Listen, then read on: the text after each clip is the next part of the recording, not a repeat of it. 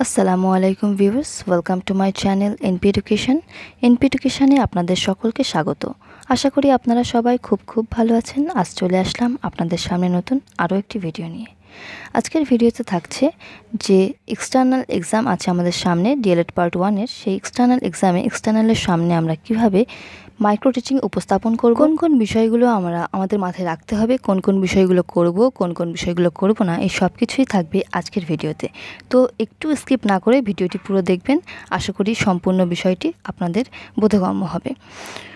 ভিডিওটি শুরু করার আগে আপনাদের কাছে ছোট্ট একটি অনুরোধ, যদি ভিডিওটি ভালো লেগে থাকে তো চ্যানেলটিকে সাবস্ক্রাইব করে পাশে থাকবেন, বেল আইকনটি অবশ্যই প্রেস করবেন, বন্ধুদের সাথে শেয়ার করবেন, লাইক করবেন, কমেন্ট করে জানাবেন ভিডিওটি কেমন লাগছে বা লাগলো, বা নেক্সট কোন টপিকের ওপরে আপনি ভিডিও পেতে চান।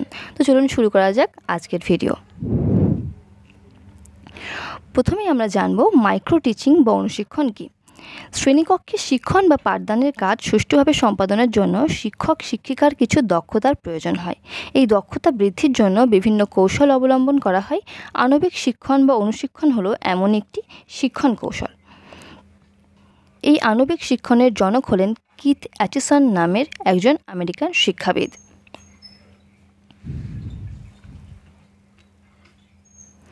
মাইক্রো টিচিংয়ে অল্প কয়েকজন শিক্ষার্থীকে শিক্ষা দেওয়া হয় এবং এক্ষেত্রে শিক্ষকের সহপাঠীরাই শিক্ষার্থীর ভূমিকা পালন করেন, অর্থাৎ এখানে একটি নকল শ্রেণীকক্ষের পরিবেশ সৃষ্টি করা হয়। এক্ষেত্রে ডিউরেশনও কম থাকে।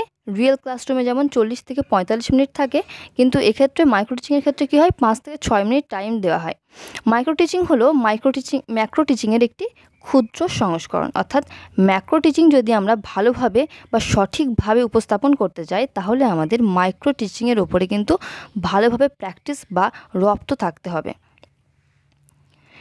এবং এই যে মাইক্রো টিচিং আমরা করব, এই মাইক্রো টিচিংয়ের আগে যে বিষয়ে আমরা পড়াবো তার উপরে আমাদের একটি পাঠ পরিকল্পনা বা লেসন প্ল্যান তৈরি করতে হবে। আর এই লেসন প্ল্যানের সাথে প্রয়োজনীয় দরকারি টিএলএমগুলো আমাদের আগে থেকে বানিয়ে রাখতে হবে।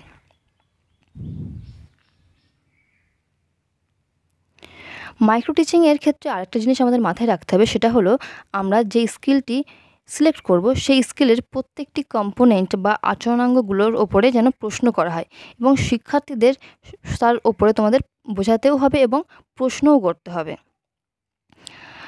যে বিষয়টি আমি পড়াবো তার উপরে আমাদের প্রশ্ন করতে হবে।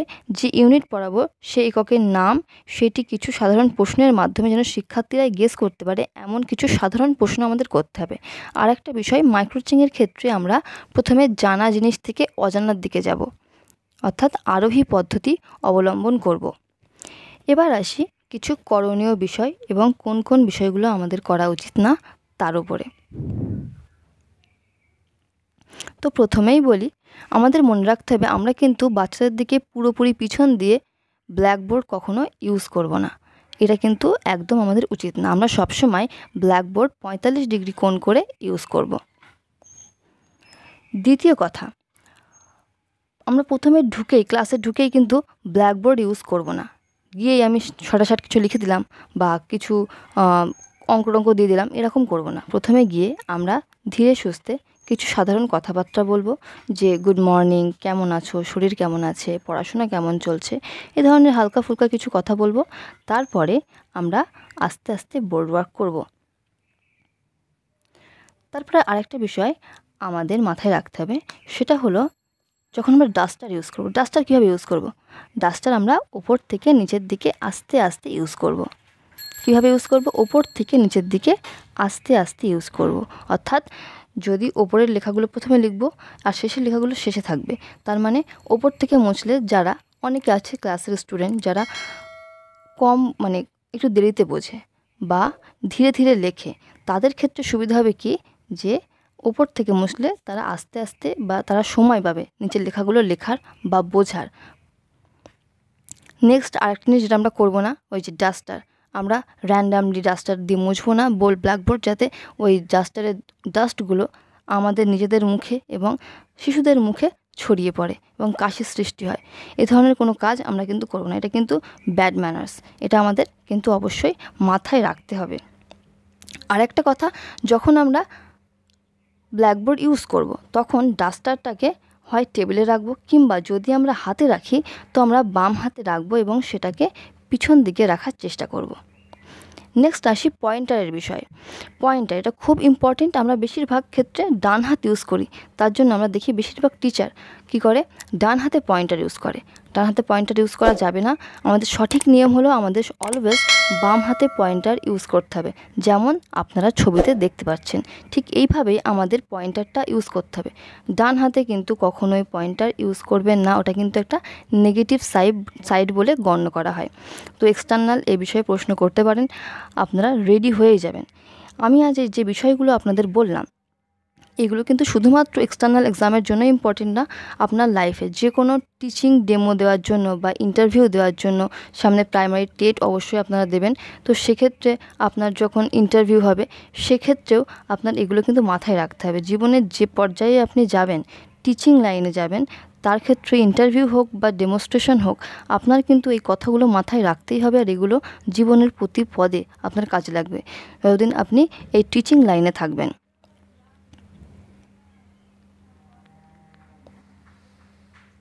আশা করি আমরা মাইক্রো টিচিংয়ের করণীয় কোনগুলি আর করণীয় নয় সেগুলো খুব ভালোভাবে বুঝতে পেরেছি।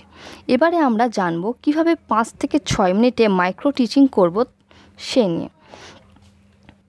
আর হ্যাঁ, যে বিষয়টা পড়াবে প্রথমে সেই বিষয়টি রিলেটেড কিছু প্রশ্ন আমাদের করতে হবে এবং তারপর ওই বিষয়টি উপস্থাপন করব এবং তারপর নির্দিষ্ট স্কিল এর কম্পোনেন্টসের দিকে এগোতে হবে।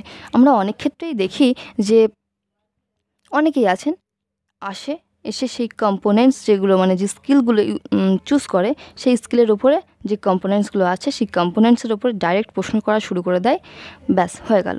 কিন্তু এটা করলে আমাদের হবে না, এটা কিন্তু ভুল একটা নিয়ম।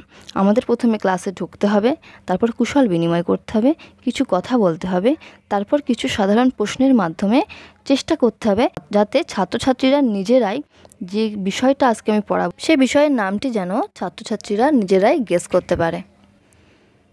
তারপর আস্তে আস্তে আমরা যে স্কিল চুজ করব সেই স্কিলের কম্পোনেন্টসের ওপরে আমাদের কোয়েশ্চেনগুলো নিয়ে এগোতে হবে। তো চলো দেখা যাক একটি ডেমো ক্লাসের মাধ্যমে কিভাবে আমরা এক্সটার্নালের সামনে আমাদের পাঠ উপস্থাপনা করব। আজ আমাদের পাঠ হবে skill of integrating knowledge and experience বা সমন্বয় সাধনের দক্ষতার ওপরে আমরা একটি পাঠ উপস্থাপন করব।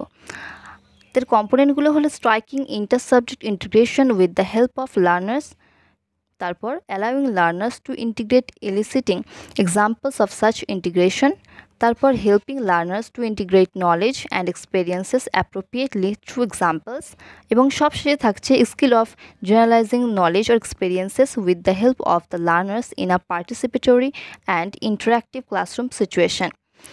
আজকে আমরা যে লেসনটি চুজ করেছি সেটা হলো ইংলিশের ক্লাস 3 সাবজেক্ট ইংলিশ এবং লেসন 8 পেজ নাম্বার 103 আর 104 দ্য জার্নি অফ হুইল। তো চলো শুরু করা যাক আজকের ক্লাস। Good morning students, how are you all? Okay, that is good. Well, how do you come to school today? Okay, Rohan and Misha say that they come walk to school today. Very good. Yes, Rahul and Rajiv come to school by cycling. Okay, fine. Now tell me, other than cycle, what do we use for transportation? Yes, Rohan. Rohan said we use car, bus, train also. Very good answer. চলো এবার আমরা এগুলো লিখে ফেলি। Students, what do you see in the picture? Do you know what is this? Yes, this is a wheel. Students, can you tell me how many wheels does a cycle have? 2 wheels. Very good. Can you give me an example of another two-wheeler? Motorbike.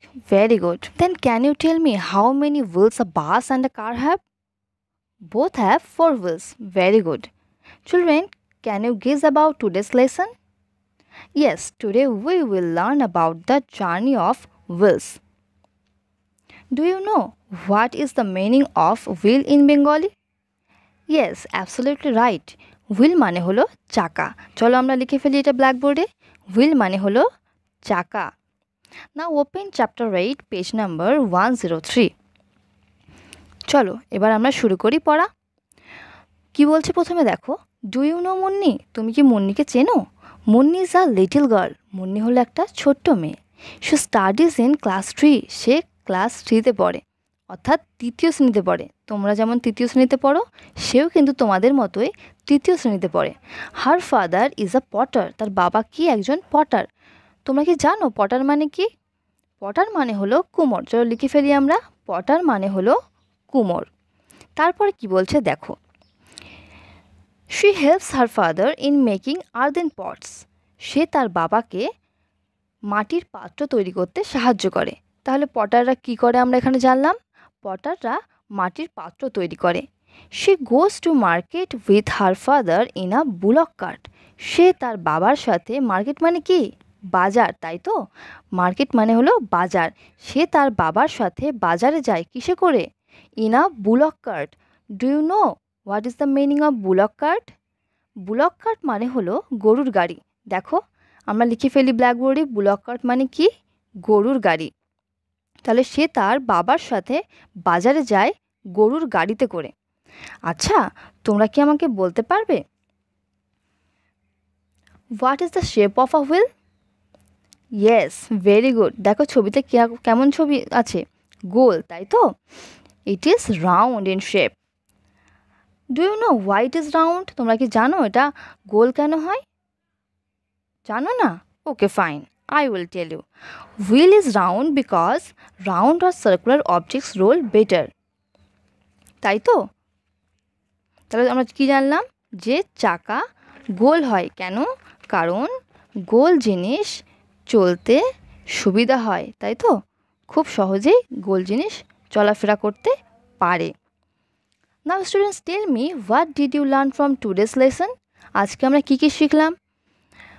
Yes, we get to know about transportation, the number of wheels of bus, cycle and car, and the reason of wheel to be round. তাই তো? এগুলো শিখলাম তো? আমাদের মধ্যে এমন একজনও বাচ্চা আছে যে চোখে দেখতে পায় না, তো আমরা তাকে একটু শিখিয়ে দিই। Come here Risha. This is a model of wheel that is round because circular or round objects roll better. Okay then, today up to this. Tomorrow we will discuss more. Bye bye students. তো এইভাবেই আমরা আমাদের আজকের demonstration class শেষ করলাম।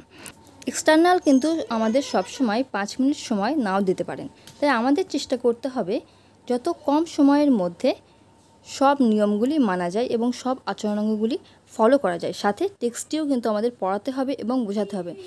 এটা আমাদের অবশ্যই মাথায় রাখতে হবে। আমরা গিয়ে শুধু আচরণগুলো বললাম, এটা করলে কিন্তু হবে না। তাই আমরা চেষ্টা করেছি যত কম সময়ের মধ্যে সব আচরণগুলি ফলো করা যায়। এরপর আমরা কোন বিষয়ের উপরে বা কোন স্কেলের উপরে ডেমো দিলে তোমাদের ভালো হয় সেটা তোমরা কমেন্ট সেকশনে জানিও। আজকে ক্লাস কেমন লাগলো সেটা জানিও। আর যদি ভালো লাগে আবার বলবো চ্যানেলকে সাবস্ক্রাইব করো। আমাদের টেলিগ্রাম গ্রুপ আছে একটি, সেখানে আমরা ডিএলএড এবং টেট সম্পর্কিত যাবতীয় স্টাডি ম্যাটেরিয়ালস ফ্রিতে দিয়ে থাকি এবং টেট ছাড়াও অন্য যে কোনো জব প্রিপারেশনের জন্য আমাদের টেলিগ্রাম চ্যানেল আছে, তোমরা চাইলে সেখানে যুক্ত হতে পারো। ডেসক্রিপশনে লিঙ্ক দেওয়া আছে, তোমরা সেখান থেকে জয়েন হয়ে যেও। আর ভিডিওটি ভালো লাগলে লাইক, সাবস্ক্রাইব আর শেয়ার করে দিও।